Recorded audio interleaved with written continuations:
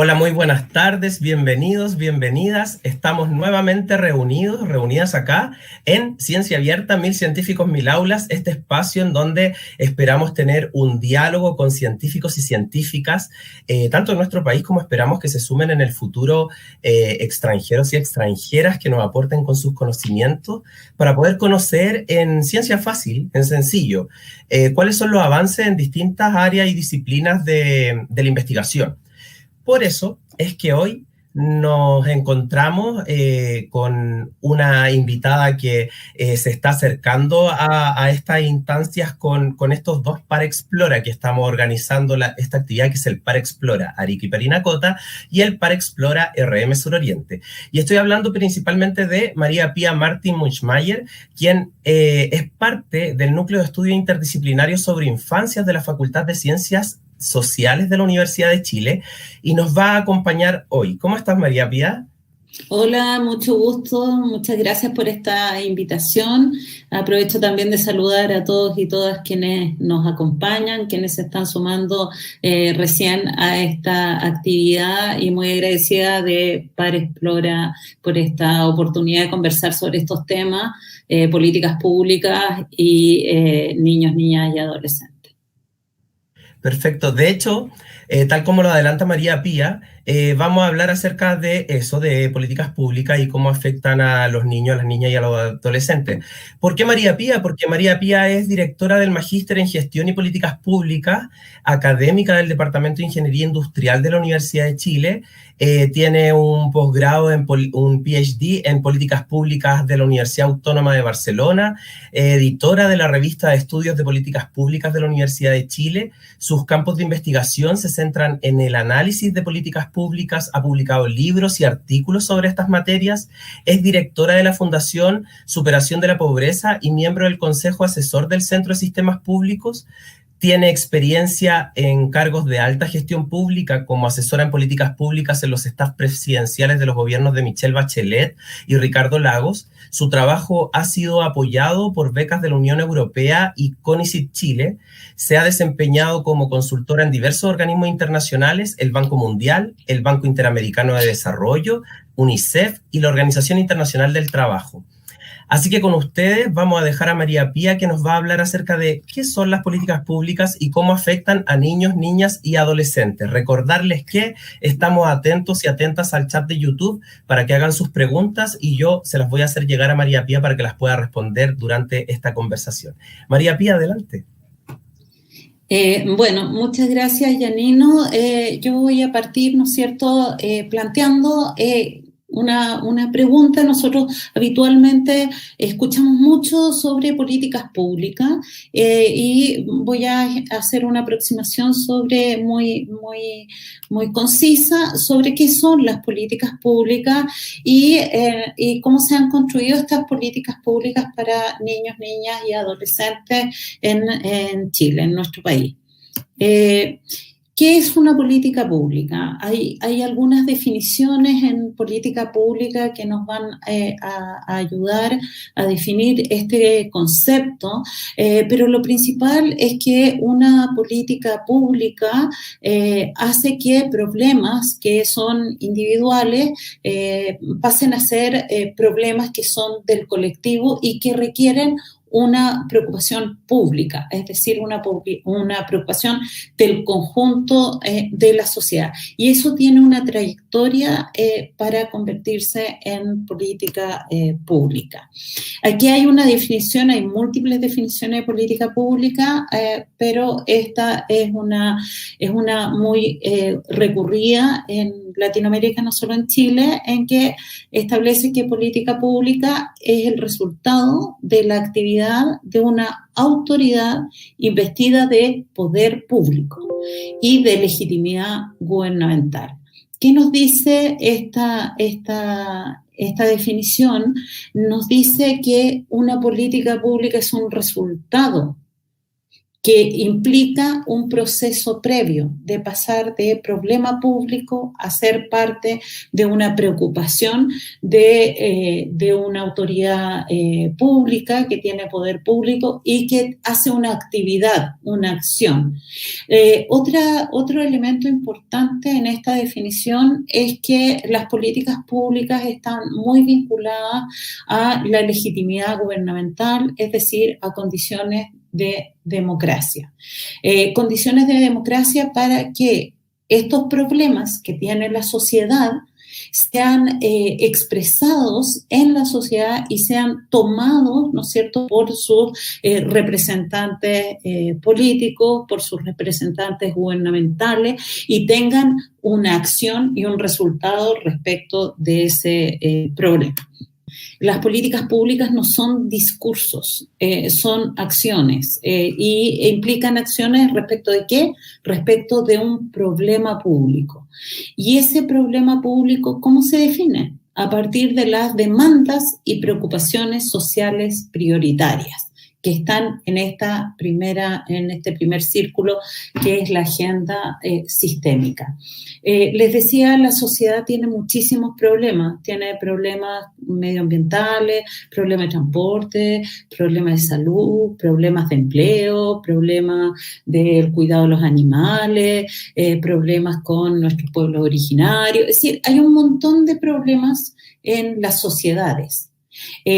Las políticas públicas lo que hacen, acá que está en este cuadrante, las políticas públicas lo que hacen es generar acciones para tratar de responder a esos problemas.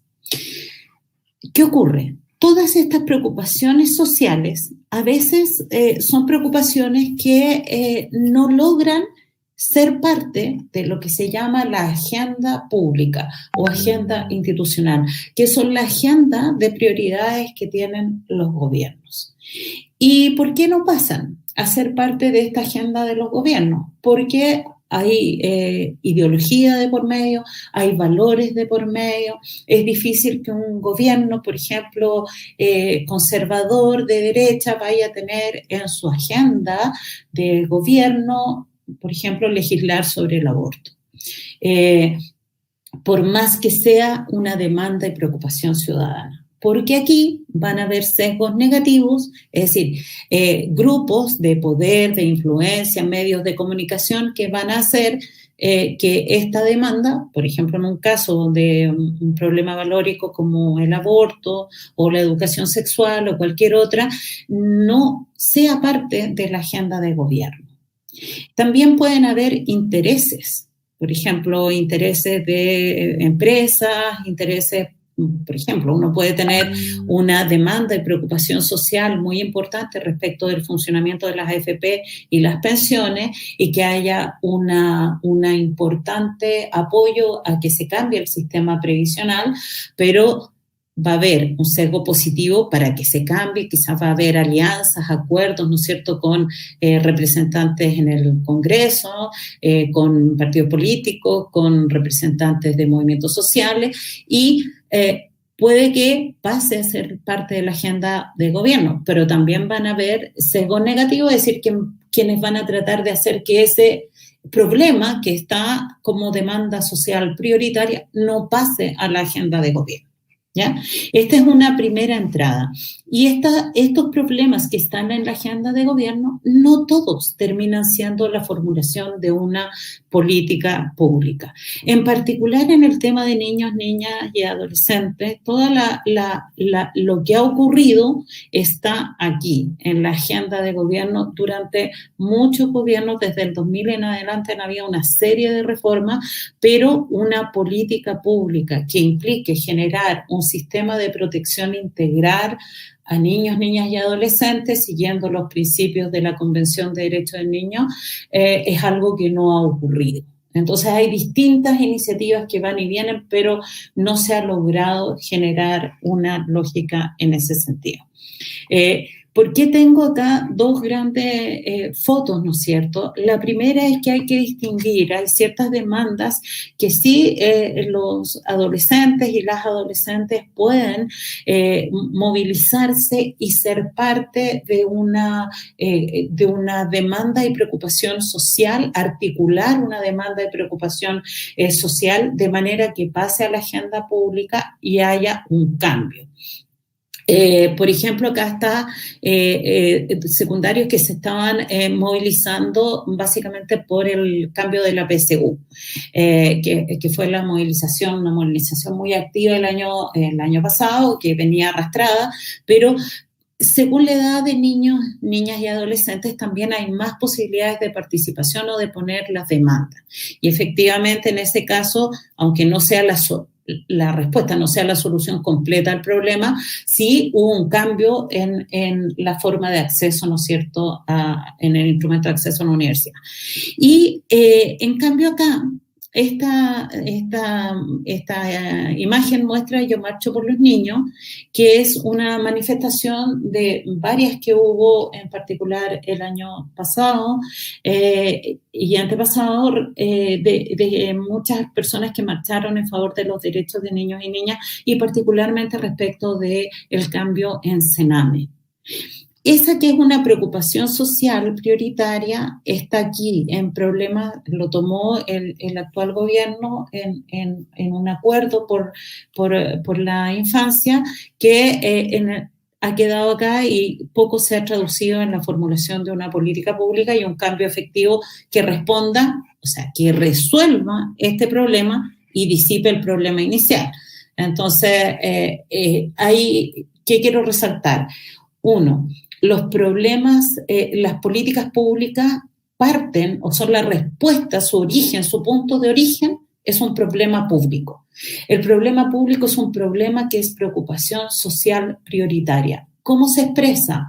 A través de movilizaciones sociales, a través de debates en medios de comunicación, a través de liderazgo, de distintas maneras, pero se expresa una demanda particular y esa pasa a la agenda de gobierno y después puede o no traducirse en la formulación de una política pública. En el caso de niñas y niños y niñas que no tienen capacidad de movilización, otros se tienen que movilizar por ello. Y esta es probablemente una de las explicaciones por qué cuesta tanto que en la agenda institucional, es decir, la agenda de gobierno, estén los problemas de niños y niñas puestos como un tema prioritario a resolver, no solo a poner en el discurso, sino que resolver, porque no tienen necesariamente una expresión por sí mismos, sino que tienen que intermediarse por otros. Esta es una primera cuestión importante respecto de las políticas públicas de manera muy general. Entonces, las políticas públicas son respuesta a problemas públicos. Esos problemas públicos están determinados democráticamente como prioritarios y buscan el bien social, son problemáticas que afectan a colectivos o bien afectan, como el tema previsional, a toda la sociedad. Y es importante que sean determinados a través de canales democráticos, porque cuando hay dictaduras, por ejemplo, no hay expresión de esos problemas, no hay cómo saber cuáles son los problemas que tiene la sociedad para que sean parte de la agenda de gobierno. Involucran un conjunto de decisiones sobre cómo resolver el problema, quiénes deben resolverlo y, por ejemplo, a través de qué instituciones, si hay que hacer leyes, con qué presupuesto, financiamiento, qué derechos y obligaciones implican, cuáles son los lineamientos en términos de transparencia y accountability respecto de este conjunto de decisiones. Cuando uno decide que tiene un problema, hay un problema y el gobierno se hace cargo de ese problema, ahí empieza a pesar el tipo de orientación política, ideológica, valórica del gobierno en cuestión. Por lo tanto, una problemática puede ser abordada de una manera muy distinta según sea la orientación del gobierno o según sea la correlación de fuerzas políticas en el Parlamento o el Congreso. Por lo tanto, estas decisiones no se toman solo con criterios técnicos, sino que también se toman con criterios también valóricos o ideológicos. Implican también acciones para un resultado. O sea, respuesta a un problema público, conjunto de decisiones y acciones para tener un resultado. Y esas acciones implican normas, medidas, intervenciones para obtener un resultado determinado respecto del problema en un plazo estipulado. Y ahí las acciones para obtener un resultado pueden implicar perfeccionar una política, cambiar una política o bien mejorarla, cambiarla, reformarla, mejorarla, perfeccionarla, en fin. Pero son acciones. El punto que quiero dejar aquí muy claro es que las políticas públicas no son solo discursos, implican acciones e implican un conjunto de decisiones que se toman también en el marco del sistema político y del orden constitucional que hay en un determinado país, ¿ya? Aquí tenemos, en el caso particular de niños, niñas y adolescentes, todas las temáticas y las políticas públicas que se abordan respecto de las problemáticas de niños, niñas y adolescentes no son solamente o no involucran solamente a esto, sino que también hay que considerar que niños, niñas y adolescentes son parte de distintos engranajes, no son parte de una familia, son parte de una comunidad y son parte también del conjunto de políticas públicas que se han desarrollado o estipulado para abordar los problemas que tienen niños, niñas y adolescentes. Aquí les muestro un casteller, que es una expresión cultural del pueblo catalán en España, que se los traigo a colación porque si ustedes se fijan, esta torre se hace con una tremenda base social, muy grande. Estas manos que están acá son manos que van haciendo la base de esta gran pirámide. Y en esta pirámide, donde están, van, ¿no es cierto?, haciéndose en círculos cada vez más pequeños, quien corona es el niño o niña, que es el último que pone, en el fondo, el último, el que pone la cima, ¿no es cierto?, de este casteller. O sea, toda la comunidad soporta, toda la estructura hace un soporte al niño o niña que es el que corona el casteller. Y eso, en el fondo, es lo que quería yo expresarles. En el fondo, todo lo que ocurre a niños y niñas está también cimentado en la familia, en la comunidad y el conjunto de políticas públicas que nosotros como sociedad hacemos o influimos para que se determine cómo va a ser la vida y la cotidianidad de niños, niñas y adolescentes. María Pía, fíjate que de hecho justo estaba hablando de este tema y Claudio desde Arica nos dice, pero el problema está en la agenda ejecutiva o en la legislativa, porque no entiendo que el Congreso puede estar en discusión años un proyecto de ley si no le ponen urgencia. Con el caso de Ámbar dice, urge mucho saber cómo se están resguardando los derechos de niños, niñas y adolescentes. Sí, gracias por la pregunta, es una pregunta súper pertinente. Efectivamente hay una discusión a la que me voy a referir un poco después, una discusión muy importante respecto de cuáles son los derechos que nosotros como sociedad vamos a garantizar. Y ahí está la discusión de la ley de garantías, ¿no?, que establece qué derechos el Estado es responsable de garantizar hacia niños, niñas y adolescentes. Aquí, efectivamente, en las políticas públicas tienen una directa relación con el sistema político. Nosotros en Chile tenemos un sistema político hiperpresidencialista, es decir, un sistema político donde en el fondo el presidente tiene amplios poderes para determinar las políticas públicas. Y tú preguntas si es un problema de agenda legislativa o ejecutiva. Efectivamente, los proyectos de ley que son la reforma al sistema de servicio especializado de protección, así como el de justicia juvenil, duermen en el Congreso hace ya varios años y es el Ejecutivo el que tiene que ponerle urgencia. Como tú bien sabes, en el sistema político chileno, el Ejecutivo es el que pone los ritmos de discusión en el Congreso.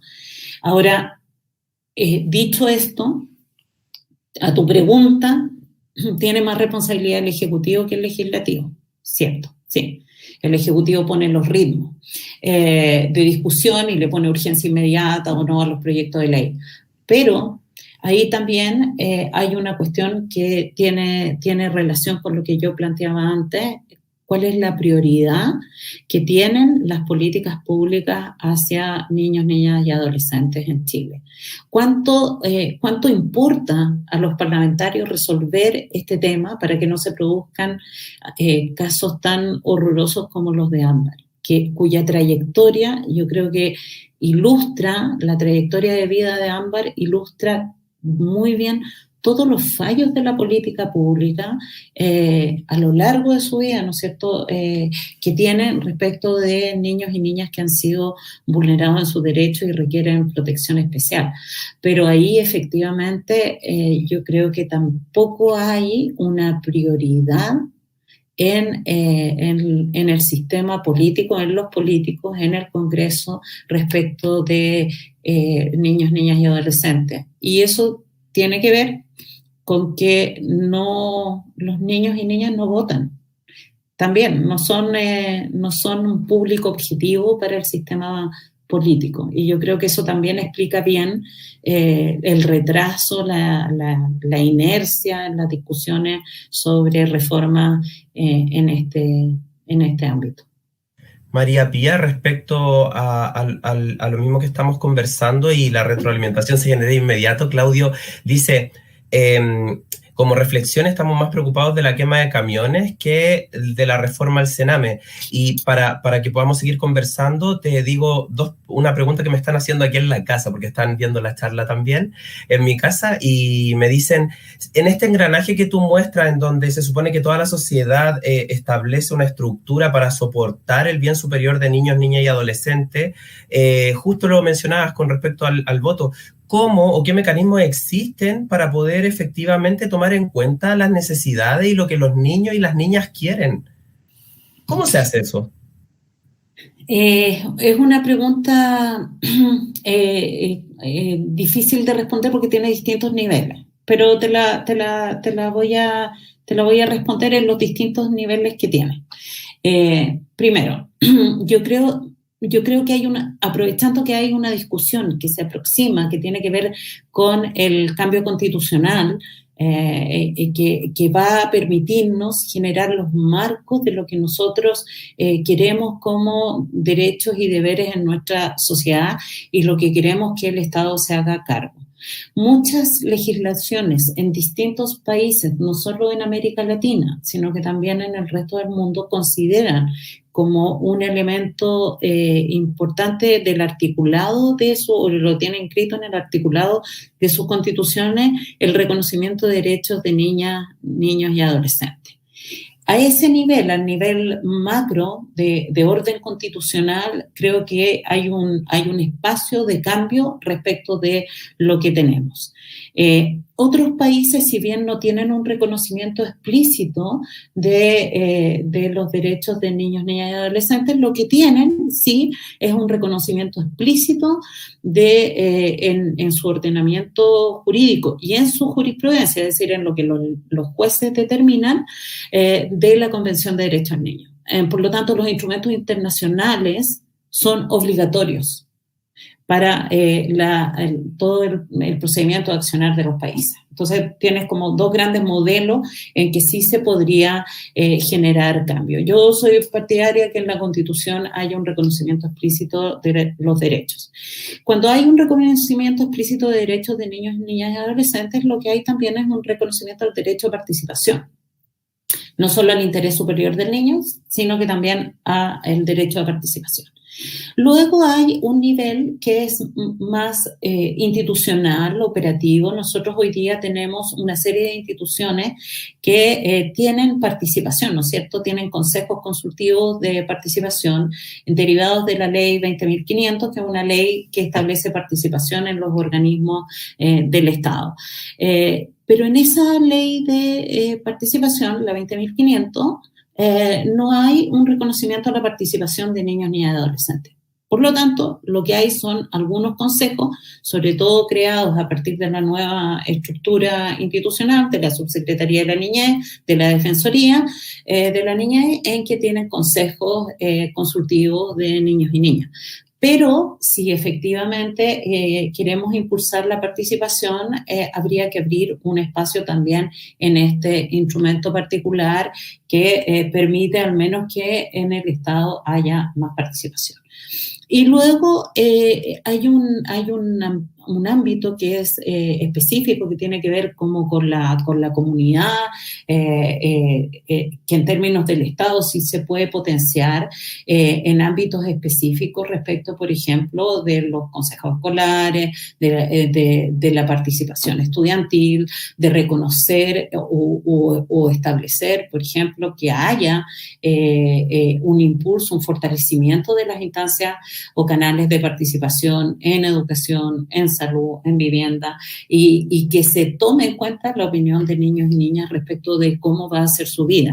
Aquí los gobiernos locales, los municipios también tienen, no solo los sectores, educación, salud, vivienda, etcétera, sino que los municipios tienen mucho que decir. Hay experiencias muy interesantes, por ejemplo, en Peñalolén, que han trabajado con la voz de niños y niñas, por ejemplo, para hacer los recorridos seguros hacia la escuela. En fin, hay distintas iniciativas y yo creo que hay un tremendo espacio a nivel municipal, porque no todos van a ser leyes, también tiene que ver con generar espacios de participación en la propia comunidad y, por supuesto, en la familia. Y ahí eso tiene que ver con un principio de la Convención de Derechos del Niño, que es la autonomía progresiva del niño. Es decir, reconocer que tienen derecho a participación y derecho a autonomía y a tener voz, a tener espacios de consulta también respecto de la vida que ellos están viviendo de una manera propia, ¿no? Claro. De hecho, fíjate que tenemos preguntas desde acá, desde Santiago Marlins. Te pregunta, ¿cómo incide la existencia del núcleo en ese aspecto de ámbito político? ¿Tienen alguna posibilidad a través del núcleo de infancias de la Facultad de Ciencias Sociales de la Universidad de Chile de presionar o de generar propuestas concretas para que los estudios que ustedes realizan sean considerados y la evidencia científica sea considerada en la toma de decisión y en las políticas públicas? Sí, muchas gracias por la pregunta. Este es un núcleo interdisciplinario de estudios de la infancia que se formó hace un año más o menos, un poquito más, y efectivamente lo que estamos haciendo es tratar de hacer al menos algunas acciones en ese ámbito. Lo primero es que hay muy pocos estudios en Chile sobre niños, niñas y adolescentes. Sabemos poco de los niños, niñas y adolescentes. Sabemos poco de cómo viven, cuáles son sus inquietudes, cuáles son sus falencias. Conocemos poco respecto de niños y niñas. Lo que sabemos son estadísticas, números de cuántos niños y niñas están en el sistema escolar o en Sename, pero son números gruesos, sabemos poco de su vida. Y ahí nosotros queremos tener una incidencia en términos de generar evidencia científica para la formulación de política pública, y hemos tenido también una participación en proyectos distintos de la Defensoría, de la propia universidad, de otras instancias, siempre levantando el principio de la participación de niños y niñas, es decir, de poner en nuestros seminarios, charlas, etcétera, el principio de la participación como un principio fundamental. Y eso es súper resistido en la sociedad chilena. Los niños son considerados como sin voz, como que no, como que es la familia, los padres quienes visibilizan la voz de niños y niñas, ¿no? Cuesta mucho, ahí hay que hacer como un cambio de switch, cambiar la mirada hacia niños y niñas para que efectivamente haya derecho a la participación. Y nosotros, si bien no tenemos una lógica más disciplinaria, más científica, sí estamos haciendo incidencia, hacemos distintos seminarios y estudios en que rescatamos siempre la voz de niños y niñas. Es un principio que articula nuestro núcleo. Buenísimo. De hecho, tenemos un tremendo desafío como sociedad entonces para tener un cambio cultural respecto a cómo vemos la niñez y la adolescencia. Fíjate que Daniela, desde la región metropolitana, dice, es muy fuerte porque la adolescencia y la infancia principalmente han sido totalmente invisibilizadas por el adultocentrismo. Las personas adquieren validez, y si es que, en la adultez. ¿Cómo resolvemos esto? ¿Es un cambio cultural, un cambio de switch? Tú lo mencionabas recién. Sí, pues, efectivamente es un cambio cultural importante. Es interesante lo que tú planteas del adultocentrismo. Nosotros tenemos muchísima dificultad como sociedad en reconocer a los diversos, no solo respecto de niños y niñas y adolescentes, sino que también respecto de nuestro pueblo originario, respecto de las personas con discapacidad, respecto de los adultos mayores. Hay una suerte yo creo que de necesidad de reconocer nuestra diversidad y en términos de particularmente de la niñez, creo que el cambio en el adultocentrismo también tiene que estar impulsado por las políticas públicas, en las medidas que las reformas que existen vayan generando políticas públicas que hagan este reconocimiento a niños, niñas y adolescentes. Yo creo que también influyen en que la sociedad cambie un poco la mirada. Nosotros tenemos hoy día una Defensoría de la Niñez que nunca habíamos tenido antes, y que ha sido una tremenda prueba, en parte por la defensora, pero también por una institucionalidad nueva que habla desde niños, niñas y adolescentes. O sea, habla visibilizando justamente aquello que el adultocentrismo niega. Entonces creo que también las políticas públicas tienen un espacio muy importante de configurar otras miradas. Sí, es súper interesante también en uno mismo y en los cercanos y en las cercanas, ver cómo vamos avanzando un poquito como sociedad, y lo que nos falta también, que desaparezca en nuestra sociedad el maltrato infantil, por supuesto, porque ninguna forma de enseñanza debe ser abusiva, que podamos enseñar desde el cariño y desde el afecto, y también que los niños, las niñas tengan la libertad de poder opinar, cosas que, por ejemplo, me acuerdo cuando yo era pequeño, que no podía hablar en la mesa a veces, o cosas por el estilo, y que ojalá vayan desapareciendo de nuestra estructura social, ¿cierto? Uh-huh. Exactamente. Vamos a continuar, María Pía. Vamos a continuar. Y les decimos a todas las personas que están conectadas con nosotros que por favor sigan haciendo sus preguntas. Yo las voy a ir anotando, y una vez que tú termines vamos a poder seguir conversando contigo. Ya. Entonces, vamos a mirar algunos antecedentes que algunos de ustedes, agradezco la pregunta, generaron ya o mostraron, que son algunos antecedentes de las políticas públicas hacia la niñez. Aquí solamente quiero señalarles que hace muy poquito cumplió Chile 30 años de la firma de la Convención de Derechos del Niño, y que lo principal es que este instrumento crea crea obligaciones y responsabilidades para los estados. El Estado es responsable del cumplimiento de estos derechos. Y lamentablemente estos 30 años muestran incumplimiento. En términos de aquellos principios del interés superior del niño y la niña, es decir, mantener eso como premisa fundamental, la no discriminación, el derecho a la vida, la supervivencia, el desarrollo y la participación infantil, que son temas que hemos tratado.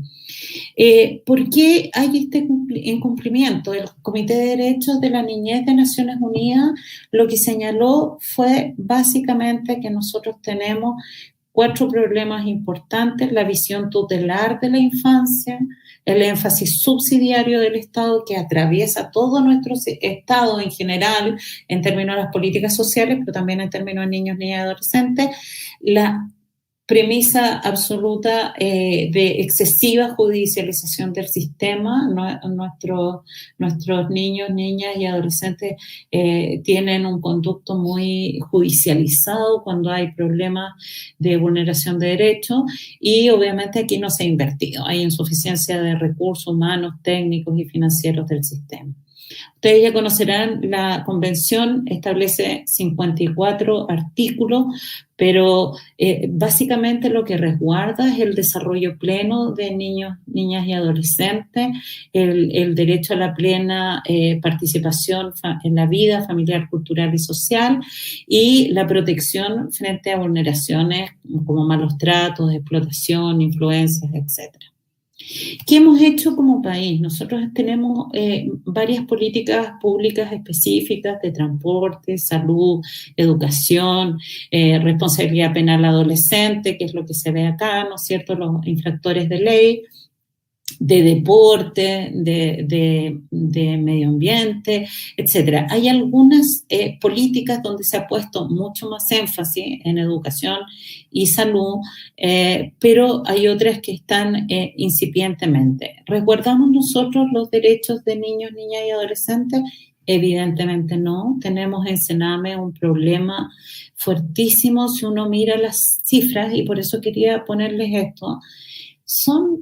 Serán 200.000 niños, 177.000 niños, varía entre este número, 180, 200.000 niños, de una población de 4.369.035 en total de niños, niñas y adolescentes menores de 18 años. Por lo tanto, cuando hablamos de Sename no hablamos de un problema extendido, gigantesco. El Sename tiene una población acotada de atención, que por lo tanto aquí hay un problema de decisión política en términos de que importen, que los niños y niñas como Ámbar importen. ¿Qué ocurre también? Nosotros hemos centrado el problema en el Sename, pero el Sename es la punta del iceberg. Y este iceberg se compone, ¿no es cierto?, de temáticas como el trabajo infantil. Si bien son pocos niños y niñas que están en trabajo infantil, son alrededor de 200.000, no son tan pocos, sobre todo adolescentes. Y aquí particularmente las cifras de trabajo infantil nos muestran que el trabajo doméstico es principalmente realizado por las niñas. Por lo tanto, aquí hay una desigualdad de género importante, y también en el tipo de trabajos que hacen los adolescentes, que en general son trabajos que no son trabajos protegidos. Luego tenemos riesgos de salud, educación, del entorno, de las viviendas, los barrios, etcétera, problemas de maltrato, violencia y abandono, problemas de delincuencia y adicciones. Es decir, cuando un niño, lo que quería ilustrarle, cuando un niño o niña llega al Sename, en general, como todos sabemos, los niños que llegan ahí son niños que han estado en esta sección, ¿no es cierto?, en lo que nos vemos. que está vinculado a pobreza y vulnerabilidad y también a condiciones de desigualdad en nuestra sociedad.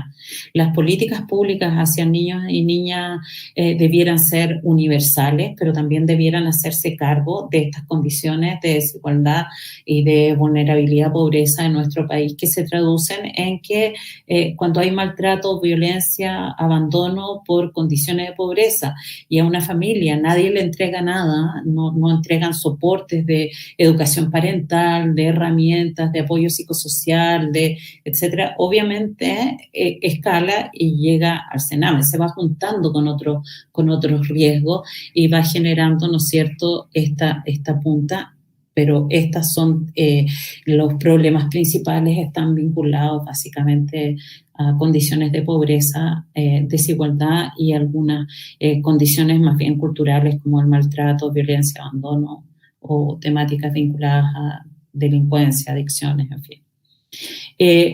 En Chile, lo mencionaba Yanino recién, en Chile tenemos una encuesta de la UNICEF, que es la última que se hizo y la única que hay, en que 71% de niños y niñas consultados declaraban recibir maltrato por parte de sus padres o madres. Es decir, nosotros tenemos muy institucionalizada la cultura del castigo hacia niños y niñas. Y eso requiere probablemente trabajar mucho más en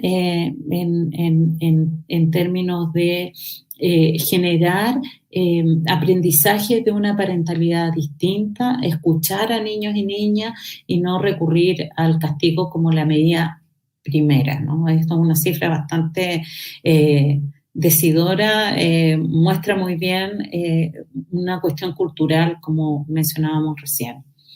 ¿Qué tenemos también en términos de política pública? La pobreza en niños, niñas y adolescentes duplica la pobreza de adultos.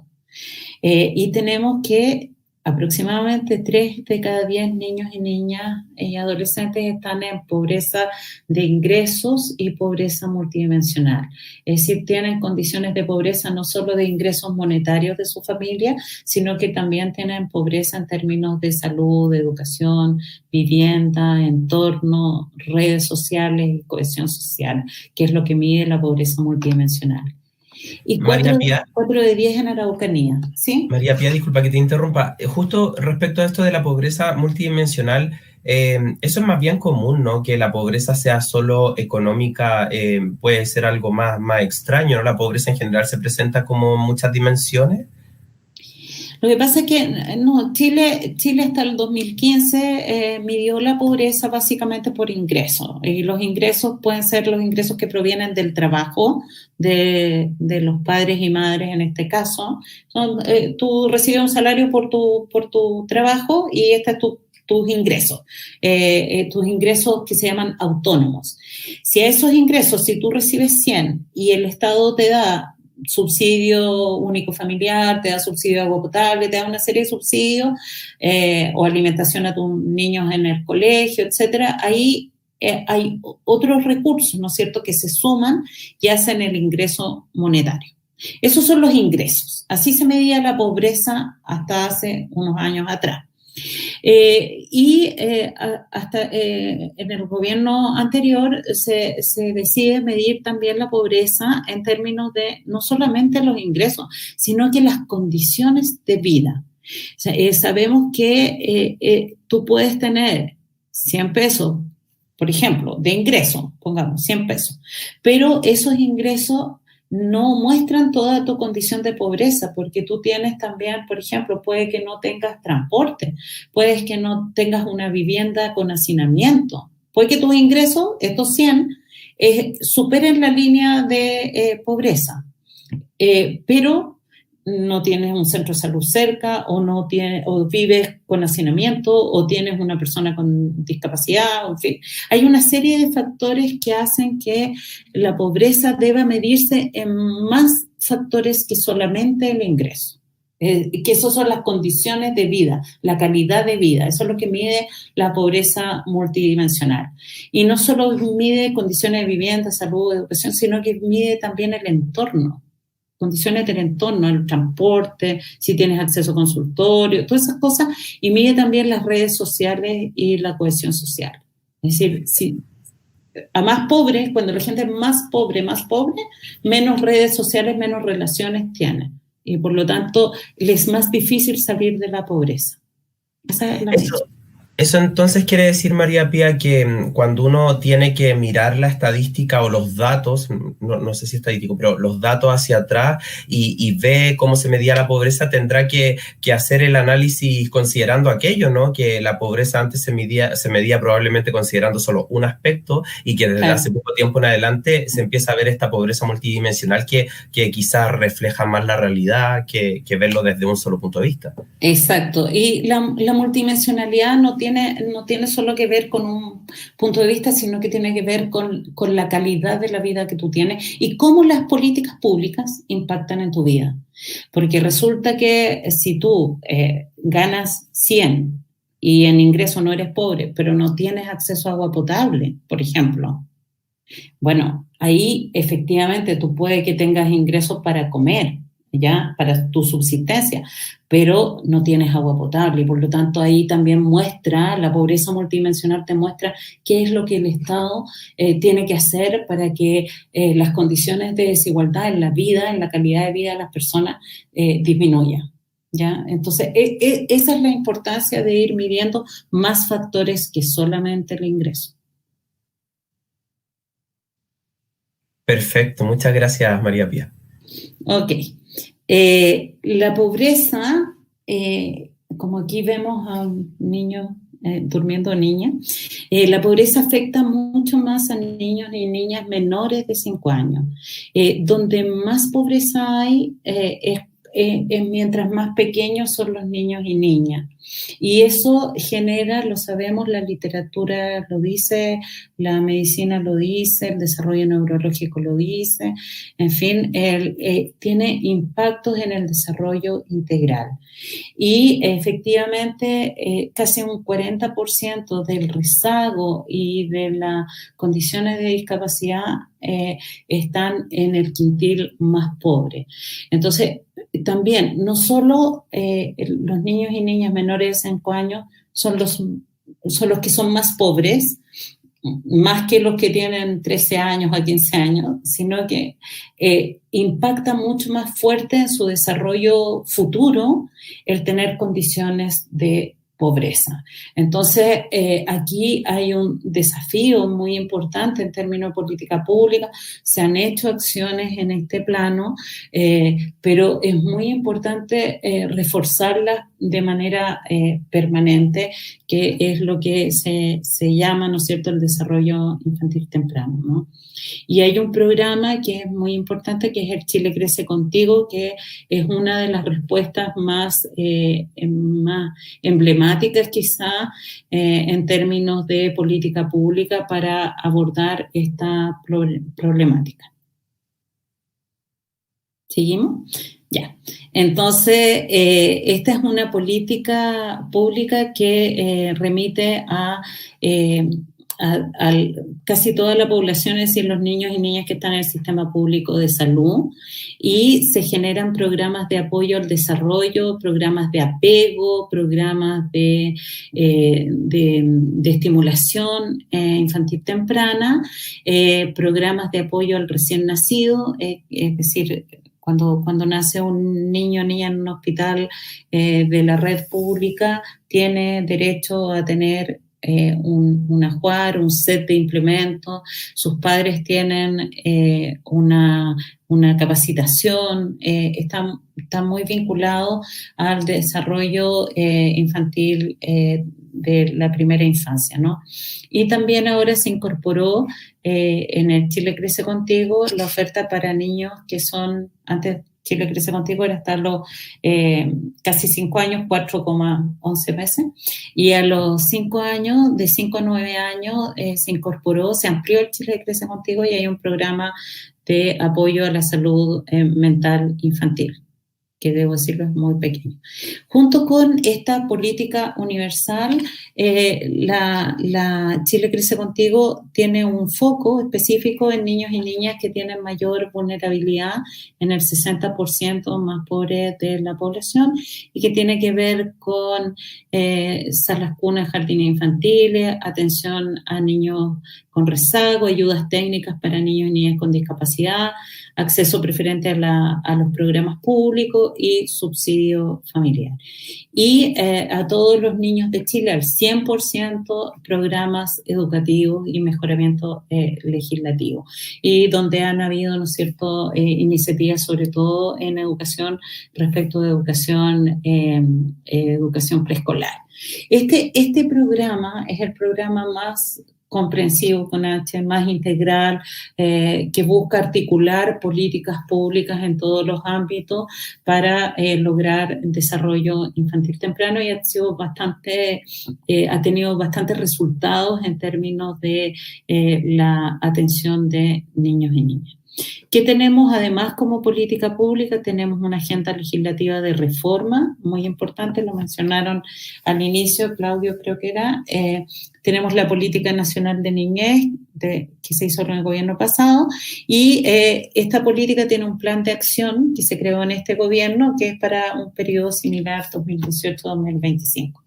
Estas son las políticas públicas hasta ahora. ¿Qué es lo que tenemos? Tenemos en general que cada problema que tiene un niño o niña tiene un programa específico. Entonces, no sé, si hay un problema de deporte, se crea un programa de deporte. Si hay no hay políticas integrales, no hay políticas como esta de Chile Crece Contigo, ¿no es cierto?, que son amplias, comprensivas, que son integrales, que tienen como foco puesto en niño y niña. El resto son una amalgama de programas. Cuando yo hice una revisión hace un par de años atrás de todos los programas sociales que había en Chile, según tramo de edad, lo único que estaba concentrado eran los programas de Chile Crece Contigo. Y el resto es una majamama de programas, programas duplicados, sin coordinación, sin resultados, con escasos recursos. Los programas entran y salen de la programación, por lo tanto tienen duración inestable en el tiempo. O sea, no tenemos una respuesta para los problemas ni para cubrir los derechos que están en la Convención de Derechos del Niño. María Pía, disculpa, y esta problemática que tú estás mencionando y que me parece súper clara y fundamental, también genera un gasto público innecesario, ¿no? Programas duplicados, problemas de cómo se administra finalmente las políticas públicas y cómo se administra el Estado. Exactamente, hay un tema también de articulación de recursos en la medida que se crean sistemas de protección social, que son sistemas que involucran a todos los sectores. Tú lo que puedes hacer también es coordinar, ordenar y estructurar la oferta pública de manera que el foco no sea qué es lo que hace el Ministerio de Salud, el Ministerio de Educación o el Ministerio de Vivienda, sino que qué es lo que hace el conjunto de la oferta pública para un niño o niña específico. Entonces, por ejemplo, a mí me contaba la directora de una gran organización colaboradora del Sename, yo la entrevisté hace un tiempo y me decía, mira, por un programa hay un niño que tiene una discapacidad en Putre. Nosotros tenemos una oficina en Arica. Para ir a atender la discapacidad, va una camioneta con una funcionaria, va a Putre, vuelve. Yo gasto en la movilización, en transporte, en la profesional, etc. Al día siguiente tiene que ir otra profesional con otro gasto, etcétera, para atender otra cosa de ese niño. ¿Por qué? Porque la lógica de la oferta pública está vinculada a los programas, a la lógica sectorial. No está enfocada en el niño. Entonces, como que la lógica es más administrativa que pensada en las personas, no tiene foco en las personas.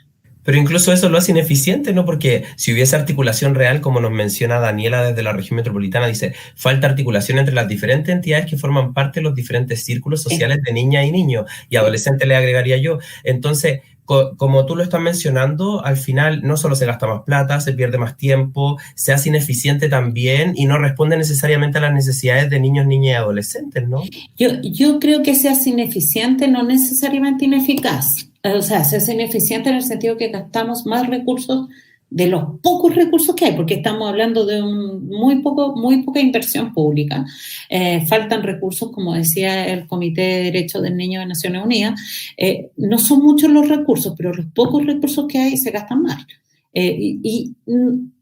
Y se gastan mal porque podrían articularse mejor, como dicen recién. Y la manera de articularlo, lo voy a pasar enseguida y con eso voy a terminar, que es generar un sistema de protección. Pero eso va a implicar salirnos del esquema judicializado y tutelar que tenemos hoy día. La reforma que se hizo durante el periodo anterior buscó un poco salir de esa lógica. Se creó el Consejo Nacional de la Infancia y el 2018 se retomó con los niños primero, que era una propuesta del gobierno actual para poner políticas públicas con foco en la infancia. El resultado de eso no se ve. La intención sí, pero el resultado no está. Todavía. Disculpa, María Pía, ¿y esos resultados no se ven en general porque no pasan más allá del discurso o efectivamente el discurso tiene alguna acción que a lo mejor se ve entrampada en algún proceso y eso no llega a puerto? ¿Qué es lo que realmente pasa cuando hay una intención política clara y comunicada, difundida en los medios y después no hay resultado? Yo creo que ahí hay varias cosas.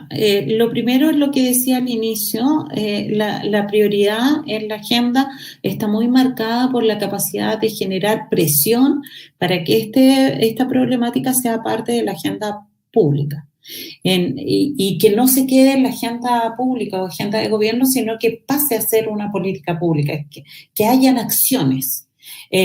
Entonces, como yo decía, los niños y niñas no votan, los niños y niñas no necesariamente se movilizan, tienen poca capacidad de presión. Entonces, yo creo que ahí hay un elemento que explica, en el fondo, que aunque sean prioridad o haya la voluntad de que sean prioridad, en el camino van perdiendo espacio decisional.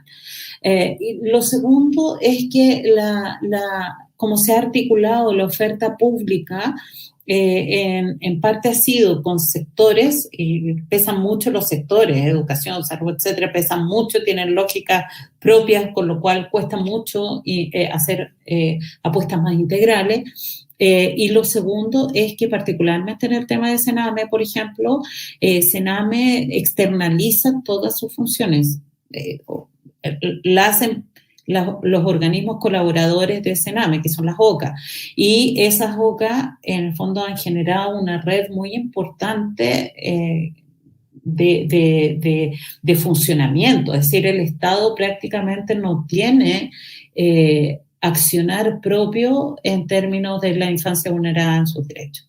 Entonces, también ahí hay presiones corporativas, presiones de grupo, tampoco es tan fácil, y eso se ha demostrado en que en el fondo el fin del Sename y la creación de la nueva institucionalidad todavía no se logra.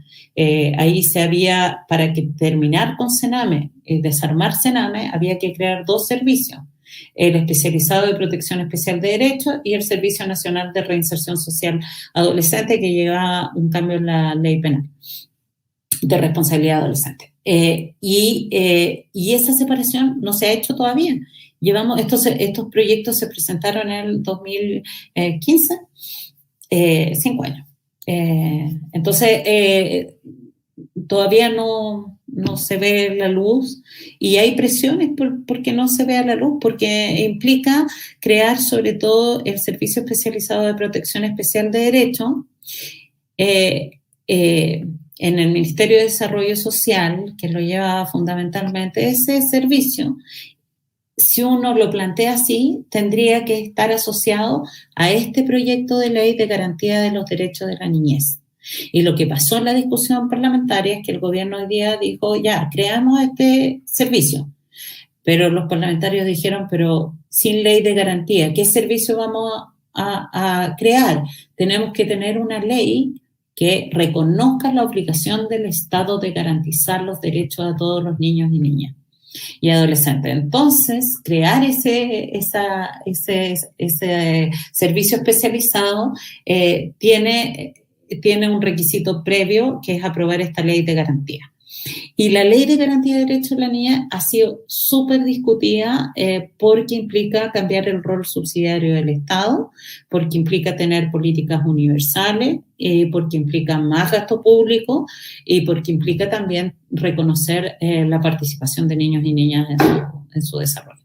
Entonces, lo que hemos tenido hasta ahora es la creación del Defensor del Niño y de la Subsecretaría de la Niñez, de todos estos proyectos. Pero este es central, el de Ley de Garantía central, para poder generar una política pública con enfoque de derecho.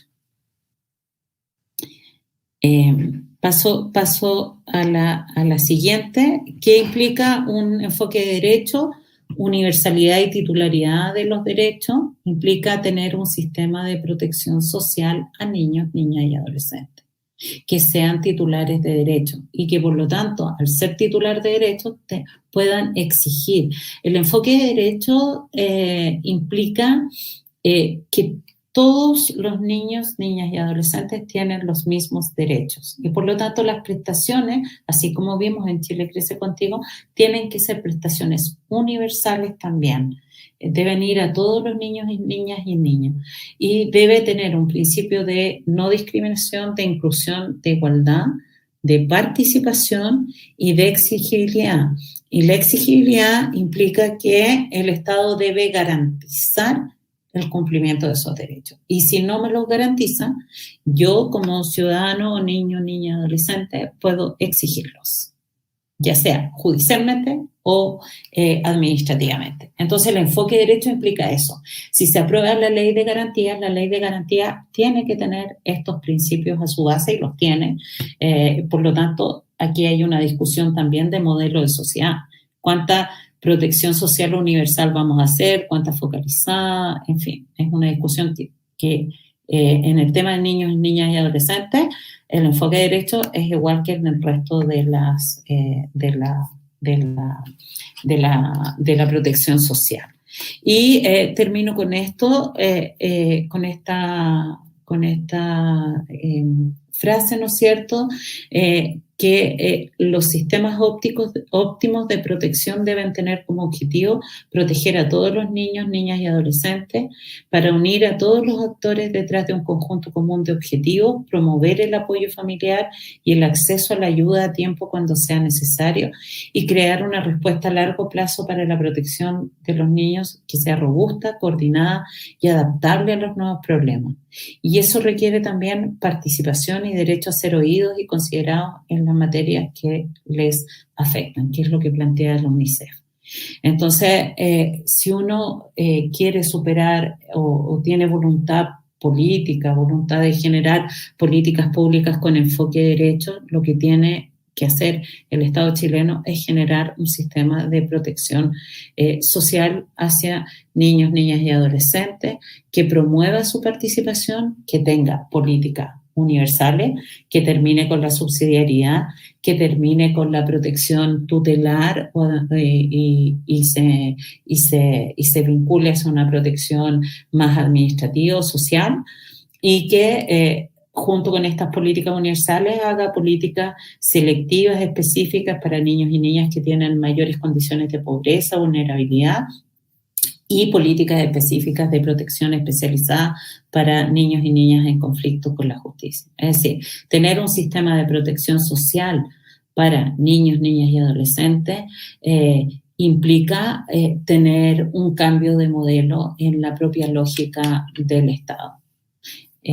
Entonces, esa es la discusión que hay de fondo en el cambio de las políticas públicas hacia niños, niñas y adolescentes. Perfecto, entendemos. Muchas gracias, María Pía. Mira, te quiero compartir cosas que han estado comentando las personas que nos están viendo. Desde la RM nos dicen, así es una reflexión que tenemos que hacer como sociedad. Desde el norte, desde Arica, nos dicen que es fundamental la presión social para poner en la agenda política estos temas, tal y como pasó con el 10%. Yo te aprovecho de preguntar respecto a lo último que mencionaba sobre cómo cambiar finalmente y cómo hacer de que las políticas públicas tengan como un ordenamiento y una articulación incluso más más acuciosa. ¿Qué caminos quedan por seguir aparte de la aprobación de estos proyectos que tú mencionabas y del importante cambio cultural? ¿Qué puede hacer cada uno de nosotros, cada una de nosotras para poder establecer cambios importantes acerca de cómo vemos la niñez y la adolescencia? Bueno, yo creo que en cada uno, yo creo que así como en los temas medioambientales, hay cuestiones que son de responsabilidad pública, de la política pública, y hay cuestiones que también son, por así decirlo, responsabilidades individuales que están vinculadas con las responsabilidades colectivas. ¿Ya? En el caso de las políticas públicas para niños, niñas y adolescentes hay responsabilidades públicas, y esas responsabilidades públicas implican que en el fondo el Estado se haga cargo de la tremenda deuda social que tiene con niños, niñas y adolescentes en términos de sus condiciones de pobreza, desigualdad, su derecho a un desarrollo pleno, integral, que se haga cargo del conflicto que tenemos con Sename, y eso implica, como te digo, a nivel más general, cambiar el modelo de Estado que tenemos hoy día. Hoy día o sea, la condición de pobreza es casi una condición de peligro para tener niños y niñas. O sea, mucha gente, por una condición de pobreza, por no tener sistemas de cuidado adecuados, de dejar, por ejemplo, a su hijo solo, porque cuando salen del colegio no alcanza a llegar del trabajo la madre o el padre, y los niños se quedan solos, y eso es una causal de abandono, y eso podría terminar en el sistema judicial, y los niños podrían terminar en el Sename. No necesariamente porque no los cuiden, sino que porque el Estado no se ha hecho cargo de esas condiciones. Entonces, creo que a nivel de política pública hay un cambio bien importante que realizar. ¿Cómo hacemos que las políticas públicas cambien? Bueno, yo creo que tenemos hoy día una oportunidad importante en el cambio de la Constitución, en generar condiciones, reglas distintas a las que tenemos ahora, en que tengamos un Estado que efectivamente se haga parte, reconozca los derechos sociales, que son los derechos a educación, salud, vivienda, una vida digna, y que reconozca, por lo tanto, en ese sentido, la necesidad de universalizar las políticas, programas y prestaciones sociales. Como ciudadanos tenemos y ciudadanas tenemos un espacio, una apertura para un cambio de modelo de cómo entendemos el Estado y las políticas públicas. Lo segundo, alguien dijo, bueno, hay que hacer presión. Yo creo que como ciudadanos comprometidos con estas materias también tenemos un espacio de participación social, y en que es importante visibilizar las temáticas de niños, niñas y adolescentes. Creo que, por ejemplo, lo que están haciendo ustedes como PAR, Explora, es muy importante, porque es raro tener esta temática, es una apuesta también por visibilizar estos problemas. Probablemente el espacio de discusión en nuestra sociedad es muy reducido sobre las problemáticas de niños, niñas y adolescentes. A todos nos duelen los casos de Ámbar, pero no sabemos cómo operar. Hay que visibilizarlo, hay que hacerlos parte de esa agenda pública, y hay que presionar porque se transformen en política pública. Y luego, en el ámbito más interno, que es más de la convivencia, creo que lo que señala UNICEF en esta lámina es muy importante. Hay que escuchar a los niños y niñas. Tienen derecho a la participación, a ser oídos y considerados en las materias que les afectan. Y eso tiene que ver con las formas de nuestra convivencia, no solo con no recurrir al maltrato o al castigo permanentemente, sino que a escuchar. Porque, como dice la Convención, hay que reconocerles derechos como personas, como seres humanos. No son un adulto en transición. Hay que esperar que sea adulto para poder escucharlo. Se le puede escuchar hoy día. Y eso tiene que ver con cuestiones cotidianas de Claro, convivencia. Y en ese sentido, María Pía, también es importante reconocer que niños, niñas y adolescentes son ciudadanos y ciudadanas también, ¿no? O sea, Efectivamente, o sea, de hecho, una discusión muy interesante que se dio respecto de la capacidad de decisión de niños, niñas y adolescentes fue con la píldora del día después.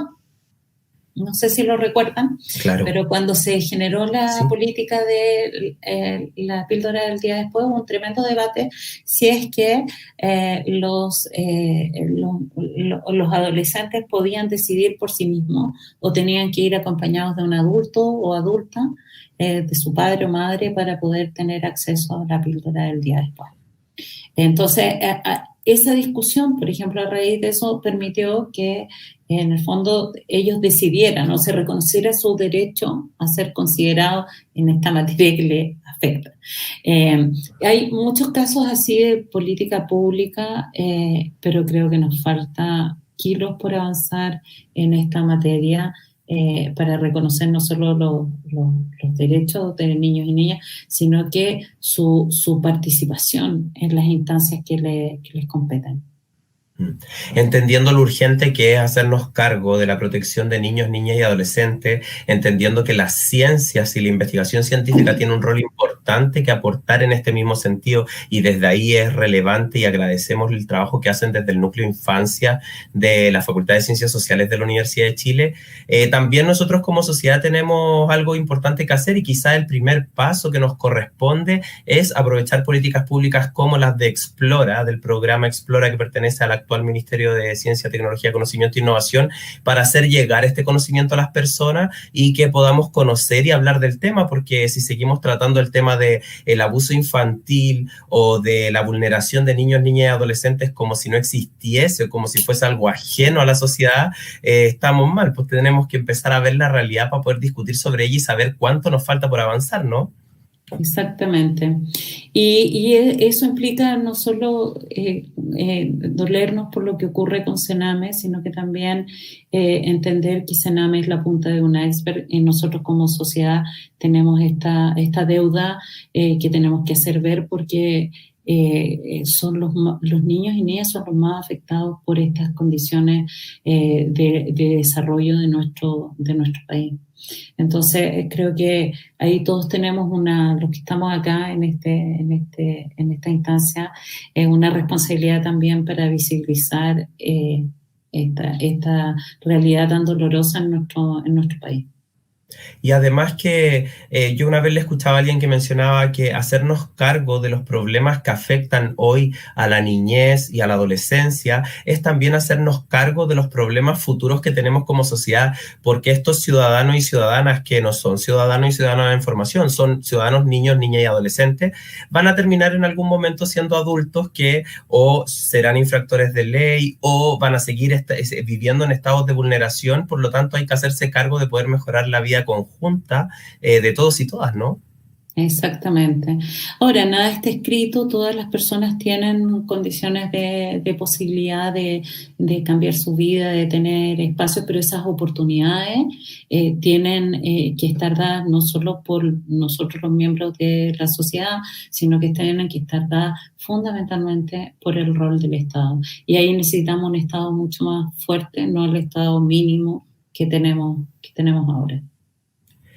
Claro, porque no todo se trata de economía y de mercado, pues. También se trata acerca de establecer condiciones mínimas que estén acorde a los derechos humanos de todas las personas. Exactamente. María Pía, en nombre del PAR Explora Arica y Parinacota, del programa Explora, que es un programa nacional, y del PAR Explora RM Suroriente, tanto desde la Universidad de Tarapacá, el PAR Arica y desde la Universidad de Chile, te agradecemos a ti, al Núcleo Infancia y al tremendo trabajo que están haciendo científicos y científicas de diversas áreas. Así que esperamos poder contar con ustedes nuevamente, agradecer el que te hayas tomado un tiempo para poder acercar este tema a las personas, recordarle a todos y a todas que por favor compartan compartan luego nuestro repositorio de las charlas, porque ahí va a estar alojada la charla de María Pía. Y por favor, a todos los que nos están siguiendo en esta charla, acabo de pegar en el chat de YouTube la encuesta para que puedan retroalimentarnos, porque sin su opinión no podemos mejorar, y es súper importante saber aquello que estamos haciendo bien y aquello que no estamos haciendo tan bien, porque finalmente el trabajo que realizamos desde el programa Explora como política pública es para todos y todas. Entonces, la retroalimentación es fundamental. Nuevamente, María Pía, muchas gracias y espero poder contar contigo y con el núcleo nuevamente. Así mismo, así esperamos para poner estos temas en el tapete y visibilizar estos problemas de distintos ángulos y desde las distintas investigaciones que llevamos como núcleo. Así es que muchas gracias, y muchas gracias a todos los que estuvieron, todos y todas las que estuvieron conectadas. A todas y todos quienes se han conectado con nosotros y nos han hecho sus preguntas, eternamente agradecidos y agradecidas, porque es la mejor forma en la que podemos conectar a la comunidad científica con la sociedad y ver finalmente que los efectos de la investigación sean concretos y que nos puedan servir a diario. Así que agradeciendo nuevamente al Núcleo Infancia, a María Pía, agradecerles a todas y a todas, nos desconectamos y nos vemos la próxima semana. Solo el spoiler que les voy a hacer es contarles que la próxima semana partimos con septiembre y vamos a tener a una mujer muy conocida en nuestro país porque tiene una trayectoria increíble en el área de las ciencias sociales, es María Emilia Tijoux. Ella va a hablar acerca de racismos en Chile, las marcas de la historia. Ella es directora del proyecto Anillos, que habla acerca de la discriminación, los racismos en relacionado a las comunidades migrantes. Así que atentos y atentas a esta charla que se nos viene la próxima semana. María Pía, nos despedimos de nuestro público. Muchas gracias. Muchas gracias a todos. Adiós. Nos vemos. Chao, chao. María Pía, ¿seguimos ahora? ¿Te desconectaste?